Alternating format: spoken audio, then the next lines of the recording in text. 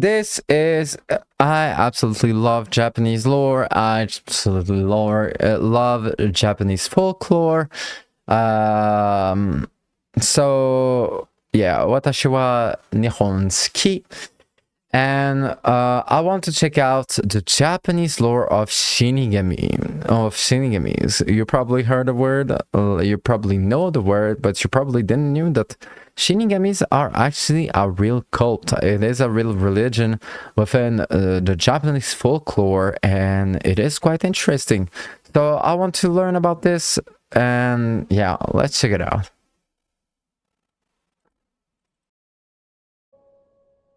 We've recently covered quite a few deities associated with death, and it's extremely interesting to see how different cultures attempt to approach and explain the natural event.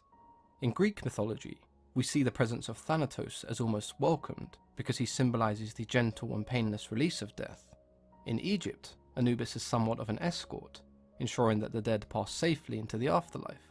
But in Japan, they have their own twist on death, the Shinigami, meaning gods of death or death spirits. Rather than being directly responsible when someone dies, they almost invite and usher people to their own demise. The term Shinigami isn't one that appears too much in Japanese literature, and it doesn't apply to a specific god or spirit, but rather to a variety of entities that are believed to bring death. Describing their appearance can be rather difficult, as they can take a host of different forms, appearing as a god, spirit, or demon-like figure. In early Japanese literature, the Shinigami were never really described as physical entities. If we look at Ningo Yoyori or Bunraku, the ancient Japanese art of puppet theatre, the works of Chikamatsu Manzaemon commonly tackled the issue of suicide. In a particular story, he describes a man and a woman attempting to commit a double suicide. They described life as being extremely short when being lured by a death god. It's unclear if their actions were driven by the existence of a Shinigami, but in this context the word Shinigami was almost used as an expression to describe how short life can be, especially when we waste time worrying about the inevitable end that awaits us all. In the classical literature of the 18th and 19th century, the depictions of the Shinigami began to change. If we take a look at the Ihon Hyaku Monogatari, often referred to as the picture book of 100 stories, it covers a host of different yokai and supernatural entities. There is a story titled Shinigami, and in this story the Shinigami is described as the spirit of someone who passed, but still harbored bad intent, quite similar to how we would describe a ghost or a poltergeist. The spirit would lead the living along a bad path, and take them to places where previous deaths had occurred. They were known to lead those who were contemplating suicide to places where others had previously hung themselves, in the hope that history would repeat itself.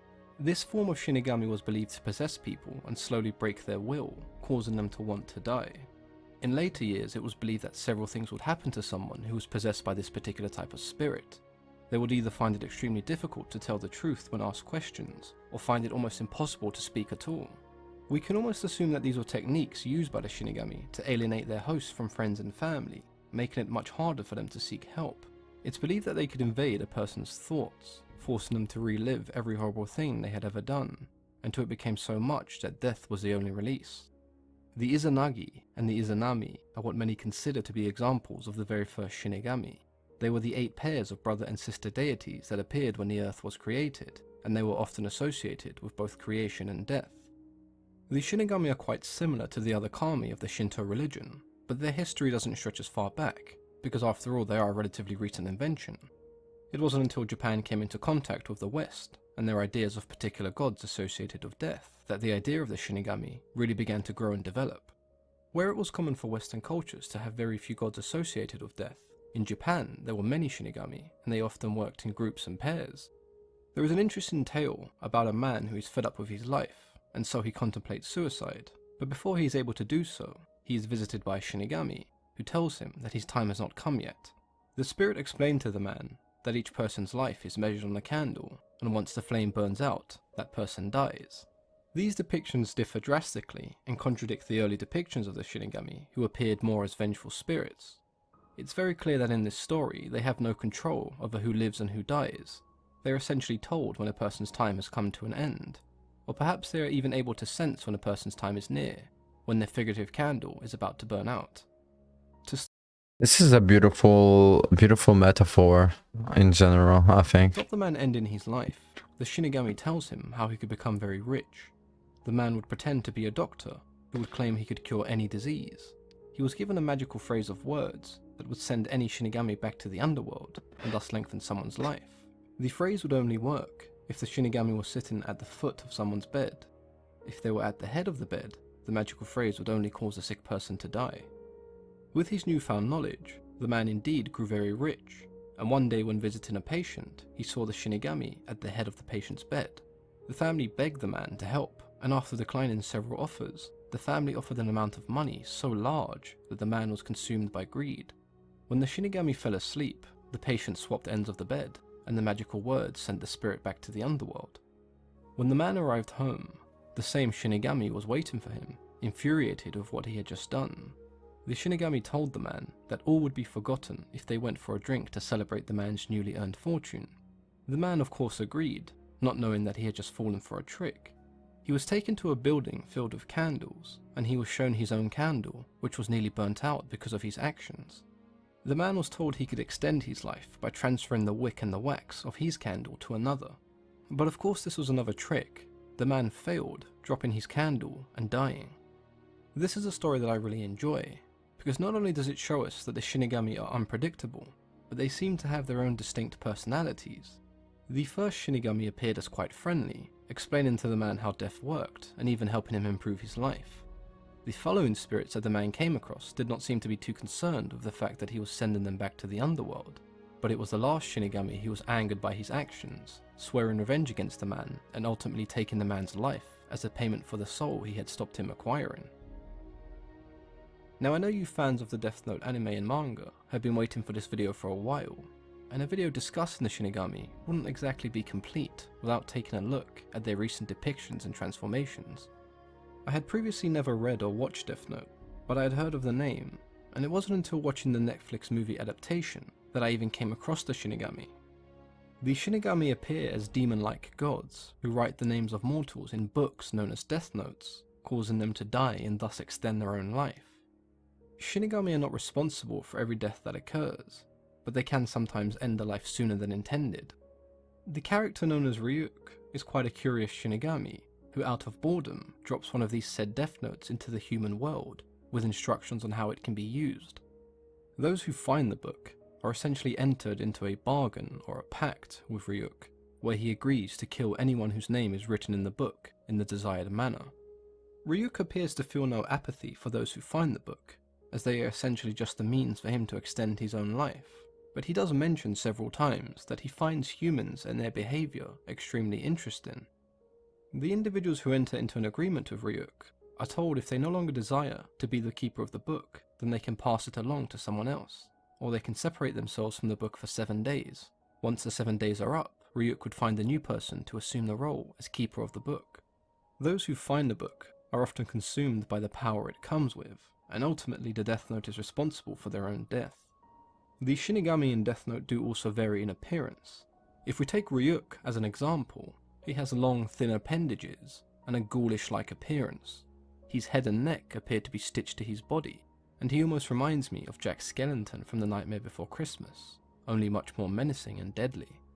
There are quite a few Shinigami that appear in the series, and the one similarity in appearance that they all seem to share is that they all resemble corpses, and I guess when you think about it, that isn't too out of the ordinary for gods of death. This is interesting that like they took the story of Death Note to actually talk about Shinigamis in their modern representation. I actually find it fascinating, and usually no one talks about Death Note because of Ryuk, so yeah, this is great. If these depictions of the Shinigami are something that interests you, then I suggest you either check out the anime or the manga, or perhaps even the Netflix movie, if bad movies are something you enjoy. The deities surrounding death in other cultures are often shown to be selfless individuals who perform a thankless task. I guess one of the main reasons I find the Shinigami so interesting is because they differ drastically, not only because of the sheer amount of them that exist, but they seem to have their own distinct personalities. The role that the Shinigami played drastically changed over the years in Japan. In early Japanese culture, they were used to explain someone dying, particularly the act of suicide, but they soon began to manifest as vengeful spirits who were capable of possessing people and driving them insane until the only release was death.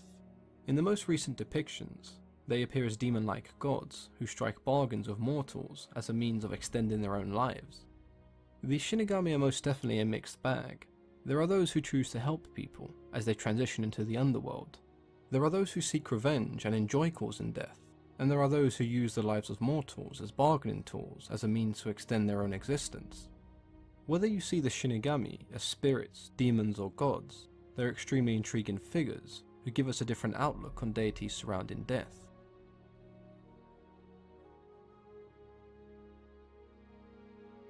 Once again, I'd like to thank all the patrons who voted on this week's video and for all the support you've given me. If you guys... Okay, this was interesting. The representations, they are often like, they change. What you need to know, I didn't know about the candle metaphor, which is really interesting.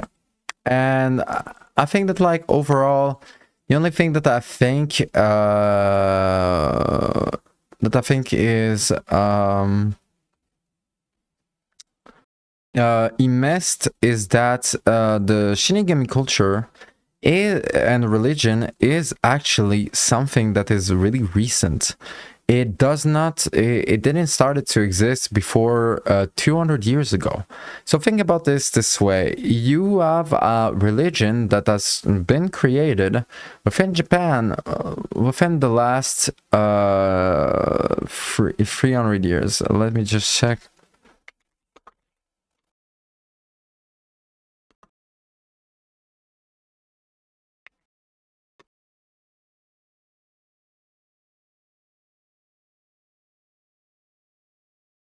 Yeah.